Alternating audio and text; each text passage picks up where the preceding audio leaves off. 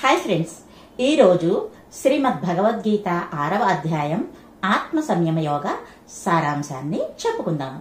శ్రీకృష్ణుడు అర్జునునితో ఇట్లు చెప్పుచున్నాడు. నిత్య కర్మలను ఫలాపేక్ష విడిచి చేయువాడు సన్యాసి మరియు యోగి. అగ్ని సాధ్యమగు కర్మలను దానాది క్రియలను త్యజించడు. ఓ అర్జున, శృతి స్మృతి విధులు సన్యాసమని చెప్పునది ఏ యోగము. సంకల్పము విడువక ఎవ్వరునూ యోగి కాజాలరు. కర్మఫల త్యాగియగు మునికి చిత్తశుద్ధి ద్వారా కర్మయోగము చెప్పబడినది. యోగారూఢునకు జ్ఞాన పరిపాక కారణముగా కర్మ సన్యాసమే చెప్పబడినది. శబ్దాది ఇంద్రియ విషయ సర్వకామములు సంకల్పమూలములు. వీటిని విడిచిపెట్టువాడు యోగారూఢుడగును. ఎవని ఆత్మ వారే ఉద్ధరించుకొనవలెను, అధోగతి పాలు చేసుకొనరాదు. వివేకయుక్తమగు మనస్సు మోక్ష కారణము. ఇదే ఆత్మకు నిజమైన బంధువు. విషయాసక్తమగు మనస్సు ఆత్మకు శత్రువు వంటిది. ఇది సంసార బంధమును కలిగించును. దేహేంద్రియ సముదాయము జయించిన వానికి పరమాత్మ సాక్షాదాత్మభావమున ఉండును. జ్ఞాన విజ్ఞాన భావమున తృప్తి నొందువాడు, ఇంద్రియములను జయించినవాడు మట్టి రాయి బంగారము వీటి యందు సమబుద్ధి కలవాడు యోగి అనబడును. మిత్రుడు శత్రువు, హితము కోరువారు, అపకారము చేయువారు, ఉపకారము చేయు బంధువు, శాస్త్రానువర్తియగు సాధువు, సురాపానాది నిషిద్ధ కర్మలు చేయు పాపి వీరందరి పట్ల సమబుద్ధి కలవాడు యోగారూఢులలో ఉత్తముడు. ధ్యానయోగమున అభ్యసించు యోగి దేహాంతఃకరణములను స్వాధీనమందుంచుకొని తృష్ణారహితుడై చిత్తశుద్ధిని పొందవలెను. ఏకాంతముగా ఎత్తుపల్లములు లేకుండా దర్భాసనము, దానిపై కృష్ణాజినము, దానిపై వస్త్రము కప్పి దానిపై కూర్చుని ఇంద్రియ మనఃకర్మలను నిరోధించి యోగమును అభ్యసించవలెను. బ్రహ్మచర్య నిష్ట కలిగి నాయందే చిత్తము నిలిపి నన్నే పరమగతిగా భావించుచు ధ్యానము చేయవలెను. ఈ విధముగా యోగి మత్స్య రూప పరమానందమగు శాంతిని పొందుచున్నాడు. ఓ అర్జున, ఈ ధ్యానయోగము అధికముగా భుజించువానికి, ఆహారము ముట్టని వానికి, అధిక నిద్ర కలవానికి, నిద్రాసక్తి లేనివానికి సిద్ధించదు.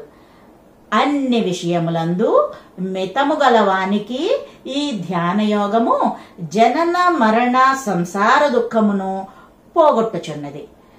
నిస్పృహుడైన యోగి ఏకాగ్రతతో ఆత్మయందు స్థిరముగా నిలిచిన అతడు సమాధియుక్తుడని చెప్పబడును. ఆత్మధ్యానమునభ్యసించు యోగి నిశ్చల దీపము వంటివాడు. ఏ స్థితి యందు మనస్సు శాంతిని పొందునో, విషయాపేక్ష లేక అతీంద్రియమగు అనంత సుఖమును అనుభవించునో, దుఃఖము లేసమైనా లేనట్టి అవస్థ విశేష యోగము అనబడును. ఇంకను యోగము సిద్ధించుటలేదను నిర్వేదము లేకుండా అభ్యసించవలెను. కోరికలను పూర్తిగా విడిచి మనస్సును ఆత్మయందు నిలిపి ఉంచవలెను. సర్వము పరబ్రహ్మస్వరూపమను జీవన్ముక్తుడైన యోగి ఆత్మానంద సుఖమును పొందును. మనసును కల్మషముందించు సంశయములు రోగములు లేక సుఖమునందును. పరమేశ్వరుడనగు నన్ను జీవులన్నింటి యందు సమస్త జీవరాశిని నాయందు చూడగలిగిన వానిని నేను అనుగ్రహింతును. అట్టి యోగి నాయందే ఉండగలడు. ఓ అర్జున, సమస్త ప్రాణుల సుఖదుఖములు తనకు ఉన్నట్లే సమానముగా ఉండునని గ్రహించువాడు యోగులలో శ్రేష్ఠుడు. అప్పుడు అర్జునుడు శ్రీకృష్ణునితో, యోగం ఎట్లుండునో నీవు చెప్పితివి, కాని మనస్సు చంచలమైనది కదా, కావున యోగం ఎట్లు స్థిరముగా ఉండునో తెలియటలేదు. మనస్సును నిగ్రహించుట వాయువును పట్టి బంధించుట కంటే కష్టసాధ్యమని అనిపించుచున్నది. నీవన్నది నిజమే అర్జునా, కాని అభ్యాసముచే మనస్సును నిగ్రహింపవచ్చును. అర్జునుడు తిరిగి శ్రీకృష్ణుని ఇట్లా అడుగుచున్నాడు. ప్రయత్నలోపము వలన చిత్తస్థైర్యమును కోల్పోయిన వాడు ఏ గతిని పొందును? భ్రష్టుడై నశింపడు కదా. ఈ నా సంశయమును నీవే నివారింపగలవు. దానికి భగవానుడు కృష్ణుడు ఇలా చెప్పాడు. పార్థ, మిత్రమా, అహింసాది మహావ్రతము గలవాడు, శుభములు చేయువాడు ఎన్నడును దుర్గతిని పొందడు. యోగాభ్యాసమును అల్పముగా చేసినను అశ్వమేధాది పుణ్యకర్మలను నర్చిన వారు పొందు బ్రహ్మ లోకాది శుభలోకములలో అనేక సంవత్సరములు నివసించి తదుపరి సదాచార ధన సంపన్నుల ఇంట జన్మించును. యోగి కాకున్నను యోగులు జ్ఞానులగు వారి వంశమునందు జన్మించును. ఓ కురునందన, అట్లు జన్మించిన వారు పూర్వజన్మ యోగ సంస్కారం అనుసరించి యోగ బుద్ధిని కలిగి తిరిగి యోగ సిద్ధి కొరకు తీవ్ర ప్రయత్నము నర్చుదురు.